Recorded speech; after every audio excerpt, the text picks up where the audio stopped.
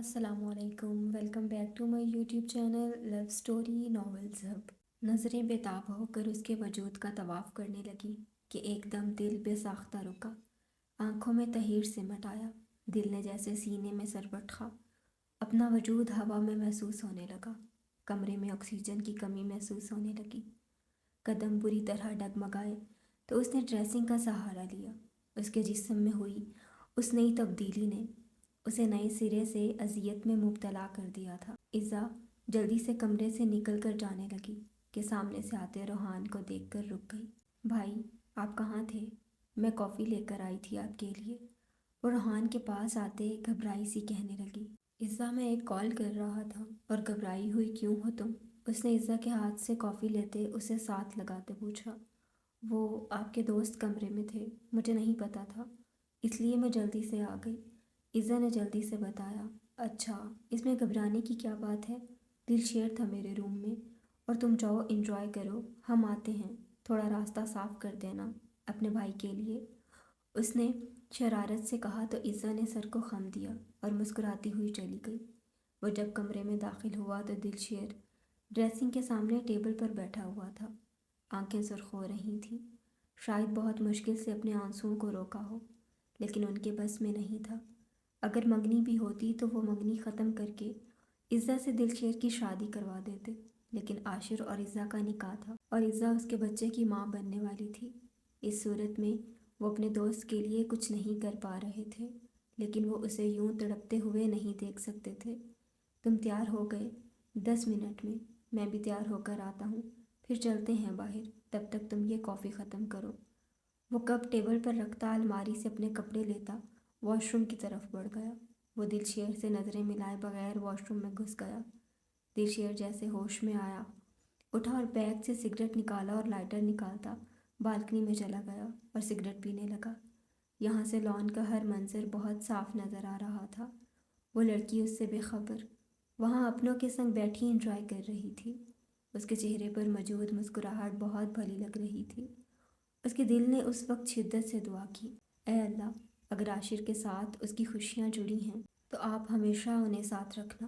میرے لیے میری خوشیوں سے بڑھ کر ان کی مسکراہٹ عزیز ہے، اسے ہمیشہ یوں ہی قائم و دائم رکھنا۔ ایک آنسو نہ چاہتے ہوئے بھی پلکوں کی باڑ توڑ کر گالوں پر بہہ نکلا، جیسے اس نے فوراً اپنی ہتھیلی سے رگڑ کر صاف کر لیا۔ کون کہتا ہے مرد نہیں روتا؟ جب آپ کا دل محبت سے عشق تک سفر طے کر لیتا ہے تو پھر یہ مضبوطی کا دکھاوا نہیں ہوتا۔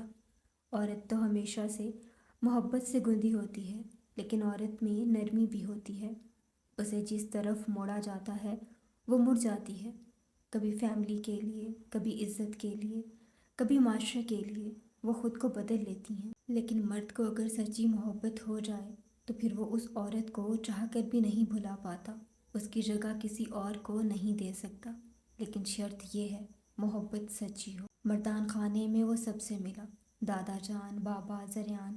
بابا جان اور دادا جان تو اسے پہلے سے ہی بہت اچھے سے جانتے تھے۔ ان سے ملنے کے بعد روحان اسے بی جان سے ملوانے لایا تھا۔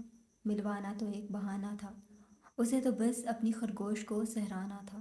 وہ جانا تو نہیں چاہتا تھا، لیکن روحان جانتا تھا بنا کسی سالڈ ریزن کے اسے اندر جانے کی پرمیشن نہیں ملے گی، اس لیے اسے کھینچتا ہوا اپنے ساتھ لے آیا۔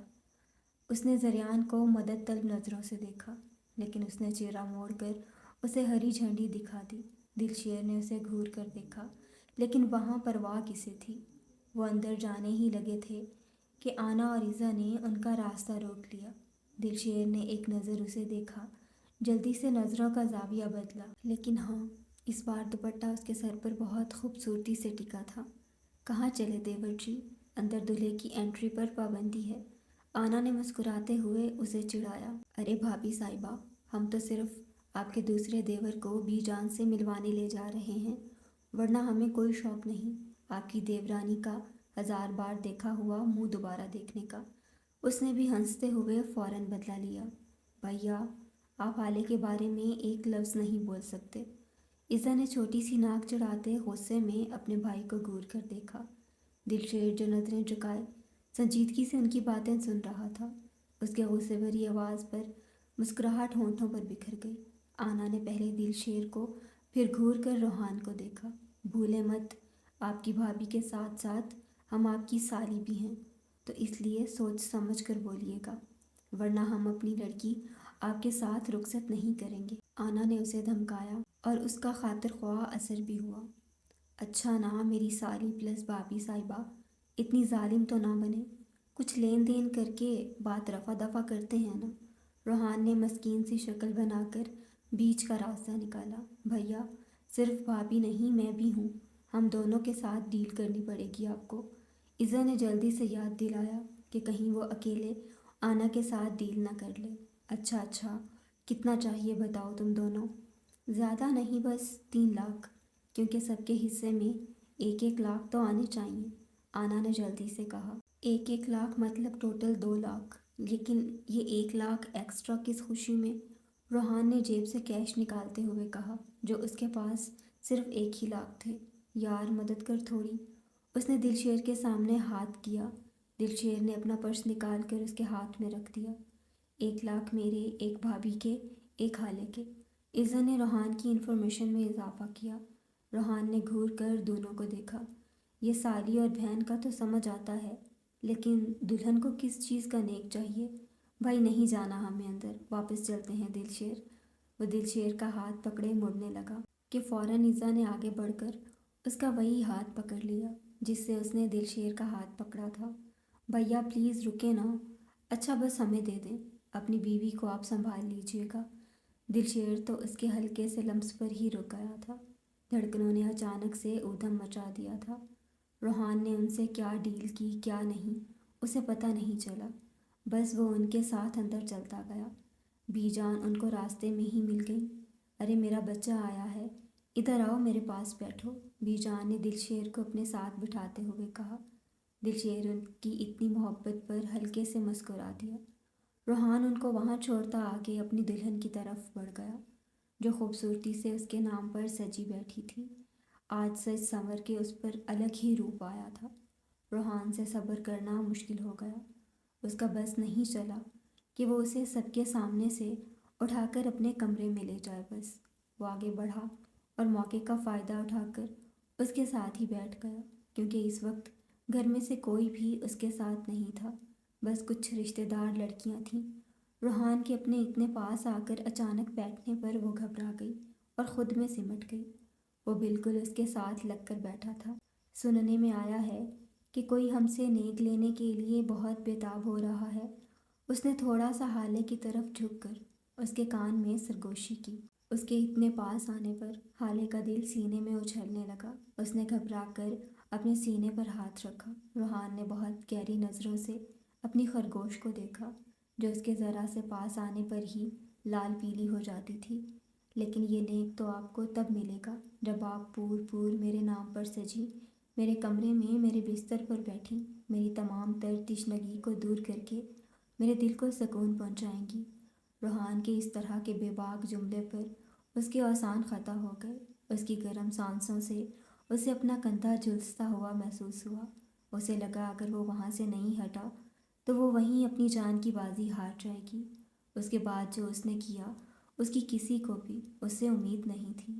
ماما، یہ مجھے تنگ کر رہے ہیں، حالے نے اچانک اسٹیج پر کھڑے ہو کر فائدہ بیگم کو آواز لگائی، تو سب مہمانوں سمیت حویلی والے بھی ان کی طرف دیکھنے لگے۔ روحان تو اپنی جگہ سے اچھل پڑا، اسے حالے سے ایسی کسی حرکت کی امید نہیں تھی۔ بی جان اور فائزہ بیگم روحان کو گھور کر دیکھنے لگیں۔ آنا اور عزا جلدی سے بھاگ کر حالے کے پاس آئیں کہ کہیں وہ مزید کوئی گہر افشانی نہ کر دے۔ سب کے ساتھ دل شیر بھی حیران نظروں سے کبھی حالے تو کبھی روحان کو دیکھنے لگا، جو اپنی جگہ شرمندہ شرمندہ کان کھجا رہا تھا۔ بی جان نے اچھے سے جھڑک کر روحان کو باہر نکالا تو دل شیر بھی اس کے ساتھ باہر ان کے پاس آ گیا۔ دل شیر ابھی بھی حیران نظروں سے اسے دیکھنے لگا۔ ویسے کیا تنگ کیا تھا تم نے بھابھی کو؟ دل شیر نے اس سے پوچھا تو زریان نے نہ سمجھی سے ان دونوں کی طرف دیکھا، تو دل شیر نے اسے اندر حالے کی حرکت اور روحان کی حالت کے بارے میں بتا دیا۔ آج کافی مہینوں بعد اس کی آنکھوں میں شرارت واضح تھی۔ بے ساختہ زریان کا کہکا گونجا، اس کے کہکے میں دل شیر کا کہکا بھی شامل تھا، اور اس کو ہنستے دیکھ لاکھ غصے کے بعد بھی روحان کو ہنسی آئی۔ ان تینوں کو پاگلوں کی طرح ہنستے دیکھ دادا جان نے مڑ کر ان کی طرف دیکھا اور ہمیشہ ایسے ہنستے رہنے کی دعا دی۔ آج حالے کی رخصتی تھی۔ رخصتی بھی کیا، بس ایک کمرے سے دوسرے کمرے میں جانا تھا، لیکن گھبراہٹ سے اس کی جان نکل رہی تھی۔ کل رات آنا نے اس کی حرکت پر اسے میاں بیوی کے رشتے کی نزاکت کے بارے میں جتنا سمجھا سکتی تھی سمجھا دیا تھا، اور حالے کو ابھی سے سوچ کر گھبراہٹ اور شرمندگی ایک ساتھ ہو رہی تھی۔ ابھی اس کی عمر ہی کیا تھی، صرف 17 سال، اور وہ اپنی عمر کی لڑکیوں کی طرح تیز نہیں تھی۔ فائدہ بیگم نے ہمیشہ اسے اپنے بازوؤں میں چھپا رکھا تھا، اس لیے وہ دوسروں سے بہت معصوم اور سادہ تھی۔ آپو، مجھے ڈر لگ رہا ہے بہت، وہ عزا کی گود میں لیٹی پریشانی سے بولی۔ میری جان، پریشان ہونے کی کیا بات ہے، بھیا تمہارا بہت خیال رکھیں گے، اس نے حالے کے بالوں میں ہاتھ پھیرتے ہوئے کہا۔ اس نے کبھی بھی حالے کو کزن نہیں بلکہ سگی بہن سمجھا تھا، اس لیے اس سے محبت بھی بہت تھی۔ لیکن وہ مجھے کل کی وجہ سے ڈانٹیں گے، دیکھا نہیں تھا کیسے گھور رہے تھے مجھے کل، اس نے اپنی پریشانی بتائی۔ اس کا بھی ایک حل ہے، عزا کی آنکھیں شرارت سے چمکی۔ کیا؟ وہ جلدی سے اٹھ کر بیٹھ گئی اور سوالیہ نظروں سے عزا کی طرف دیکھا۔ بھائی جیسے ہی تمہارے پاس بیٹھیں گے تو تم بس ان سے کہنا کہ تمہیں بیبی چاہیے اور تمہیں بھی ماما بننا ہے، دیکھنا وہ تمہیں فوراً معاف کر دیں گے۔ سچ کہہ رہی ہیں آپ؟ وہ مجھے ڈانٹنے تو نہیں لگ جائیں گے نا؟ اس نے پوچھا۔ نہیں، پکا دیکھنا وہ تمہیں کچھ نہیں کہیں گے، عزا نے اسے یقین دلایا۔ اس سے پہلے کہ وہ کچھ اور کہتی، آنا اور فائزہ بیگم کمرے میں داخل ہوئیں۔ اٹھو لڑکیوں، جلدی سے اپنا سامان اٹھاؤ، باہر زریان انتظار کر رہا ہے، وہ تم تینوں کو پارلر چھوڑ کر آئے گا، پھر زریان ہی تم تینوں کو ہال میں لے کر آئے گا۔ جلدی کرو، 5 منٹ میں نیچے پہنچو۔ وہ تینوں کو جلدی سے کہہ کر نیچے چلی گئیں۔ پیچھے وہ جلدی سے تیار ہو کر زریان کے ساتھ پارلر چلی گئیں۔ حویلی مہمانوں سے بھری پڑی تھی، دلشیر بھی حویلی میں رکا ہوا تھا۔ وہ وہاں رہنا تو نہیں چاہتا تھا، لیکن بی جان کی ڈانٹ پر آگے سے منع نہیں کر سکا۔ سارا بیگم نے نیہا کے پیپرز کا کہہ کر شادی میں آنے سے معذرت کر لی تھی۔ باقی عاشر کا فون 2 دن سے نہیں لگ رہا تھا، اس لیے اس کا کچھ پتہ نہیں تھا۔ ہر طرف افراتفری مچی ہوئی تھی، سبھی کوئی نہ کوئی کام کرنے میں مصروف تھا۔ رخصتی کا فنکشن وہاں کے سب سے خوبصورت بینکویٹ میں منعقد کیا گیا تھا۔ دادا جان، بی جان، عزا، دلشیر اور عالم صاحب کو روحان کے ساتھ بارات لے کر جانا تھا۔ زریان اور فائزہ بیگم وہاں بارات کے استقبال کے لیے پہلے سے موجود تھے۔ ڈیپ ریڈ لہنگے کے ساتھ بھاری زیورات پہنے وہ نظر لگ جانے کی حد تک حسین لگ رہی تھی۔ اوپر سے اس کا کمسن حسن کسی کو بھی اپنا گرویدہ کر سکتا تھا۔ وہ آئینے میں اپنا روپ دیکھ کر خود سے ہی شرمائے جا رہی تھی۔ عزا آنا نے بے ساختہ اس کی نظر اتاری۔ اس وقت وہ بیٹھی عالم صاحب کا انتظار کر رہی تھی۔ آنا اور حالے کو زریان لے کر جا چکا تھا۔ چونکہ عزا نے بارات کے ساتھ جانا تھا، اس لیے وہ عالم صاحب کا انتظار کر رہی تھی۔ میم، آپ کے گھر سے آپ کو لینے آئے ہیں، باہر آپ کا ویٹ کر رہے ہیں۔ چوکیدار نے آ کر اسے پیغام دیا تو وہ جلدی سے اٹھ کر سامان اٹھاتی بمشکل چلتی باہر نکل آئی۔ اسکن کلر کا غرارہ پہنے اس سے چلا بھی نہیں جا رہا تھا۔ وہ جلدی سے خود کو سنبھالتی باہر نکلی۔ دلشیر پر نظر پڑی تو اپنی جگہ جم گئی۔ وہ کیوں آیا تھا؟ اسے لینے تو بابا آنے والے تھے۔ اسے دلشیر کی آنکھوں میں عجیب سی تکلیف نظر آتی تھی۔ پہلے تو وہ ہمیشہ ہنس مکھ رہتا تھا، نہ جانے ایسا کون سا غم ملا تھا جو وہ بیزار ہو گیا تھا۔ اسے ہمیشہ دلشیر سے گھبراہٹ ہوتی تھی۔ دلشیر نے جب اسے دیکھا تو فوراً اپنی نظریں جھکائیں اور گاڑی کا بیک ڈور کھولا اور خاموشی سے ڈرائیونگ سیٹ پر جا کر بیٹھ گیا۔ ناچار عزا کو بھی اس کی گاڑی میں بیٹھنا پڑا۔ وہ بار بار اپنے ہاتھوں کو مسل رہی تھی۔ اس نے گاڑی روڈ پر ڈال دی۔ انکل کو کام زیادہ تھا، مہمان آنا شروع ہو گئے تھے، اس لیے وہ لینے نہیں آ سکے، مجھے بھیج دیا۔ دلشیر نے ایک نظر اس کے ہاتھوں پر ڈالی اور اسے آگاہ کیا تاکہ وہ ایزی ہو کر بیٹھ جائے۔ تھوڑی دیر بعد ہی وہ آرام سے بیٹھ گئی تھی۔ اس کے بعد وہ سب بارات لے کر نکلے۔ وہ اور آنا بینکویٹ میں برائڈل روم میں بیٹھے ہوئے تھے۔ جب ہی بارات کی آمد کا شور اٹھا، وہ اتنی دیر بالکل ریلیکس بیٹھی تھی۔ اچانک دل بہت زور سے دھڑکا اور اس نے جلدی سے آنا کا ہاتھ تھام لیا۔ مجھے ڈر لگ رہا ہے بھابھی بہت۔ وہ رونے والی ہو گئی۔ چندا کیا ہو گیا؟ حالے تو بہت بہادر ہے، کیوں گھبرا رہی ہو؟ کون سا تم دوسرے گھر جا رہی ہو؟ سب تمہارے اپنے تو ہیں۔ حد ہے، مجھے تم سے ہرگز اتنی بزدلی کی امید نہیں تھی۔ اب یہ پانی پیو اور بالکل ریلیکس ہو جاؤ۔ وہ اسے پانی کا گلاس پکڑاتی باہر آ گئی تھیں تاکہ فائزہ بیگم کی مدد کر سکیں۔ فل آف وائٹ شیروانی میں شہزادوں کی سی آن بان لیے اپنے دراز قد کے ساتھ وہ بے حد شاندار لگ رہا تھا۔ اس کی پرسنالٹی سب پر چھائی ہوئی تھی۔ دلشیر نے آف وائٹ کاٹن کا سوٹ پہنا ہوا تھا اور زریان نے گرے سوٹ کے ساتھ بلیک شال کی ہوئی تھی۔ وہ تینوں ہی بے حد حسین لگ رہے تھے۔ ماشاءاللہ دیور جی، آپ تو آج چھا گئے، آنا نے اسے ہار پہناتے ہوئے کہا تو اس نے سر کو خم دے کر اپنی تعریف وصول کی۔ وہ آ کر فائزہ بیگم اور زریان کے گلے لگا، اس کے بعد اسٹیج کی طرف بڑھ گیا۔ آنا اور عز حالہ کو تھام کر آہستہ آہستہ اسٹیج تک لائیں۔ روحان تو اس پر سے اپنی نظریں ہٹانا بھول گیا۔ اسے پتہ نہیں تھا دلہن کے لباس میں وہ اس قدر حسین لگ سکتی ہے۔ وہ اسے دیکھتا ہی رہ گیا۔ روحان، ہاتھ آگے کرو۔ زریان کی بھاری آواز پر وہ ہوش میں آیا اور جلدی سے ایک قدم اسٹیج سے نیچے اترا اور اس کا ہاتھ تھام کر اسے اوپر لے آیا۔ اس کے ہاتھوں کی کپکپاہٹ وہ واضح محسوس کر سکتا تھا۔ اسے لا کر صوفے پر بٹھایا اور اس سے کچھ فاصلے پر بیٹھ گیا، کیونکہ اس کی کل کی حرکت وہ بھولا نہیں تھا۔ وہ کمرے میں جا کر ایک ایک چیز کا حساب لینے والا تھا۔ عزا کی نظر اچانک دادا جان کے ساتھ باتیں کرتے عاشر پر پڑی۔ اس کے قدم بری طرح ڈگمگائے۔ ابھی وہ گرنے ہی لگی تھی کہ دلشیر نے اس کی قمیض کی آستین سے اسے پکڑ کر گرنے سے بچایا۔ عزا نے ڈر کر اپنے سینے پر ہاتھ رکھا اور ایک نظر دلشیر کو دیکھا، جس نے کسی فرشتے کی طرح اسے گرنے سے بچایا۔ اگر وہ اسٹیج سے گر جاتی تو آگے کے بارے میں وہ سوچنا بھی نہیں چاہتی تھی۔ دلشیر نے آرام سے اس کی آستین چھوڑ دی۔ عزا نے بھی دلشیر کی یہ چیز نوٹ کی کہ اس نے عزا کو غلطی سے بھی ہاتھ نہیں لگایا۔ وہ بنا کچھ کہے اسٹیج سے اتر گئی۔ عاشر کی نظر بھی اس پر پڑ چکی تھی۔ اس نے ایک مسکراہٹ عزا پر اچھالی تو عزا نے گڑبڑا کر نظریں جھکا لیں۔ روحان اور حالے کی جوڑی کو سب نے خوب سراہا۔ بی جان نے تو کئی بار دونوں کی نظر اتاری۔ کس کا ہے یہ؟ وہ ایک کونے میں عزا کے بازو کو دبوچے اس سے پوچھ رہا تھا۔ اس کا اشارہ اپنے پیٹ کی طرف دیکھ کر عزا کا دل کیا کہ زمین پھٹے اور وہ اس میں سما جائے۔ وہ کیسا شخص تھا جو اپنی ہی اولاد کو کسی اور کا کہہ رہا تھا کہ اپنی بیوی کی پاکیزگی پر اسے اب تک یقین نہیں ہو سکا تھا۔ کہاں اس کے کردار میں جھول تھا جو وہ اسے اپنے ہاتھوں کے ساتھ ساتھ لفظوں سے بھی اذیت دیتا تھا۔ چھوڑے مجھے، آپ اس طرح کی گھٹیا بات کر کیسے سکتے ہیں؟ میں آپ کی بیوی ہوں۔ الفاظ ادا کرتے ہوئے آنسو خود بخود اس کی آنکھوں سے بہہ نکلے۔ اس کے موبائل میں کال آئی تو اس نے کال اٹھائی۔ عزا کا بازو ابھی بھی اس کی سخت گرفت میں تھا۔ ہاں اچھا ویٹ، 2 منٹ بعد کرتا ہوں کال۔ نہ جانے وہاں سے کیا کہا گیا۔ اس نے عزا کی طرف دیکھا۔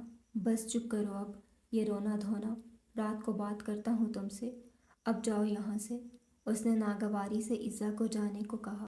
وہ بھاگتے ہوئے وہاں سے نکلی تو سامنے سے دلشیر کو آتا دیکھ اس کے قدم آہستہ ہوئے۔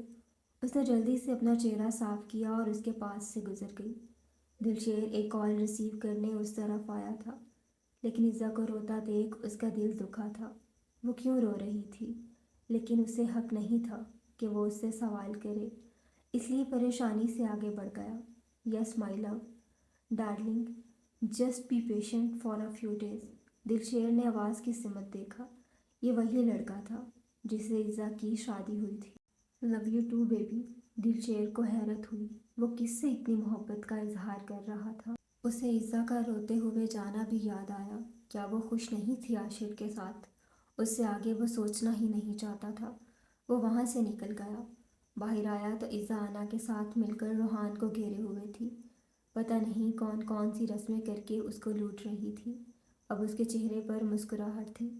دلشیر کو وہ سب اپنی غلط فہمی لگی۔ وہ بھی خاموش ہو گیا۔ اسے بہت ساری رسموں کے بعد فائزہ بیگم روحان کے کمرے میں بٹھا کر گئی تھی۔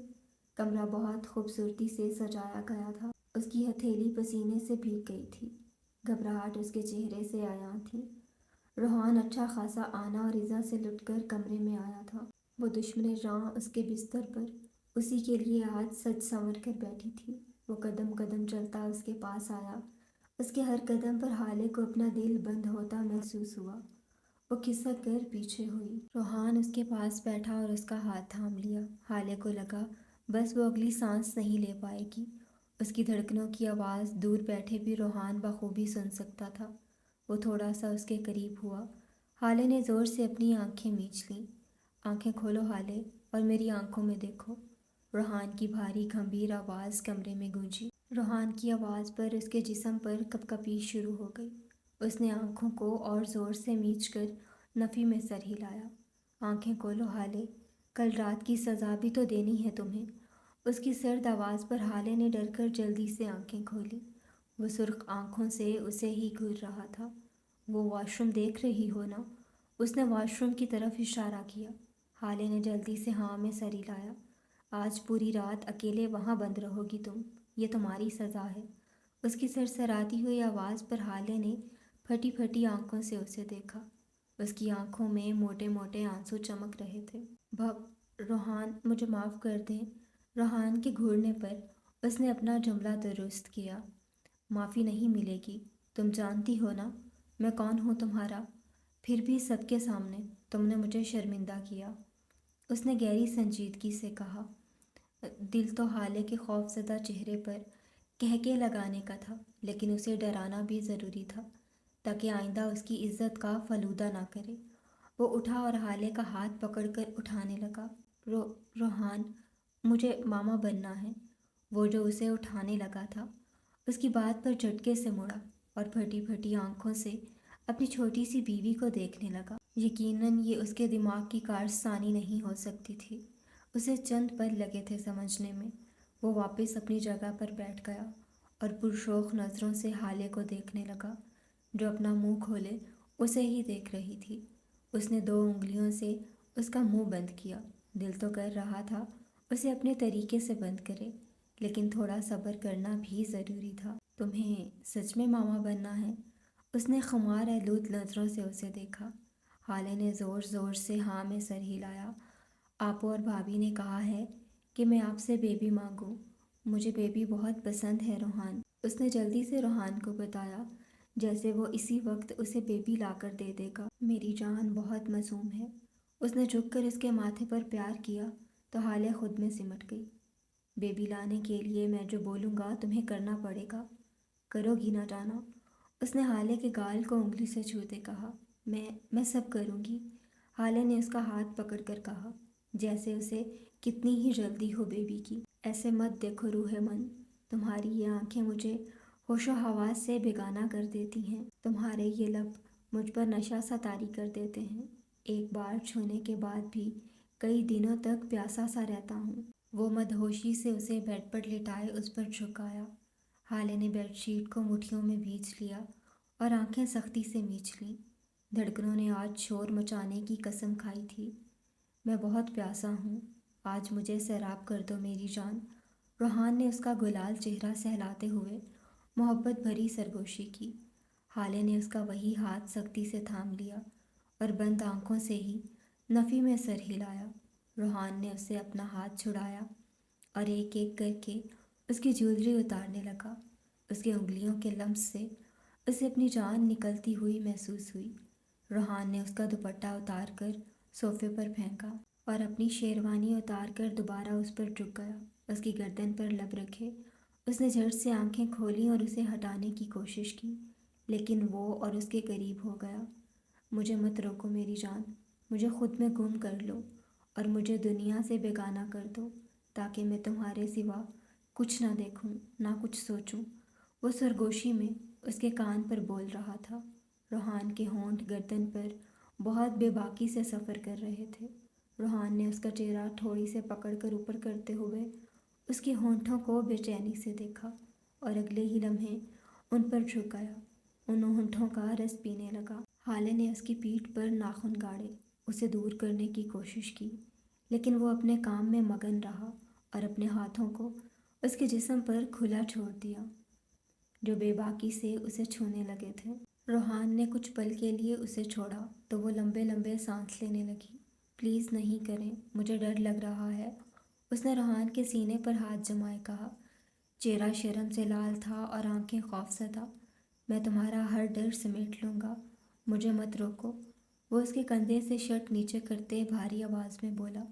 وہ دوبارہ اس کے ہونٹوں پر جھکا، اس کے لبوں کو قید کر کے جیسے آزاد کرنا بھول چکا تھا۔ ہونٹوں کو چھوڑ وہ اس کی گردن پر جھکا اور وہاں جا بجا اپنا لمس چھوڑتے نیچے کا سفر کرنے لگا۔ اس میں اتنی ہمت بھی نہیں بچی تھی کہ ہاتھ پیر چلا کر اسے خود سے دور کر دیتی۔ اسے لگا جیسے اس کا سانس رکنے والا ہو۔ اس نے سہارے کے لیے روحان کے گلے میں بازو ڈال دیے۔ تم نے میری نیندیں اڑا دی ہیں، تم میرے حواسوں پر ایسے چھا گئی ہو کہ مجھ جیسے انسان کو کسی کام کا نہیں چھوڑا۔ تمہیں پانے کی جو تشنگی تھی وہ آج مزید بڑھ گئی ہے۔ میں یہاں تک آ کر پیاسا نہیں جانا چاہتا۔ اس کی سرگوشی پر وہ گھبرائی ہوئی لڑکی مزید گھبرا چکی تھی۔ روحان نے لائٹ آف کی اور اس پر جھک گیا۔ اس کی بڑھتی گستاخیاں حالے کا حلق تک خشک کر چکی تھیں۔ اس نے گھبرا کر اپنا آپ ڈھیلا چھوڑ دیا۔